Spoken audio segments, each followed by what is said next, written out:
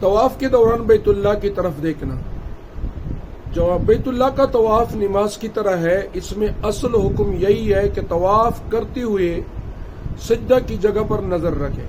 اگر طواف کے لیے بیت اللہ کو بائیں طرف لیتے ہوئے سیدھے چلتے ہوئے اگر خود بیت اللہ کے سامنے والا حصہ نظر آ جائے تو اس میں کوئی گناہ نہیں ہے، لیکن طواف کے دوران کعبۃ اللہ کی طرف چہرہ کر کے دیکھنا یا کسی اور طرف دیکھنا خلاف ادب اور مکروہ ہے، تاہم طواف ادا ہو جائے گا۔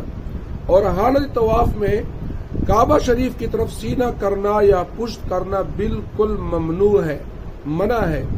اگر کسی نے ایسا کیا تو جتنے حصہ میں سینہ یا پیٹ کعبہ کی طرف کر کے چلا ہے، اتنے حصے کا طواف نہیں ہوگا، اس کا اعادہ کرنا ہوگا۔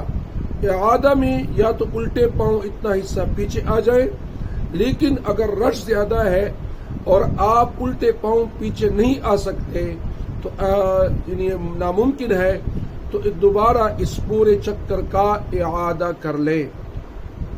لہذا جو لوگ طواف کے دوران ویڈیوز بناتے ہیں، سیلفیاں بناتے ہیں، ان کو احتیاط کرنا چاہیے کہ بیت اللہ کے طواف کے دوران ان چیزوں سے بچنا چاہیے۔ فقط واللہ تعالی اعلم۔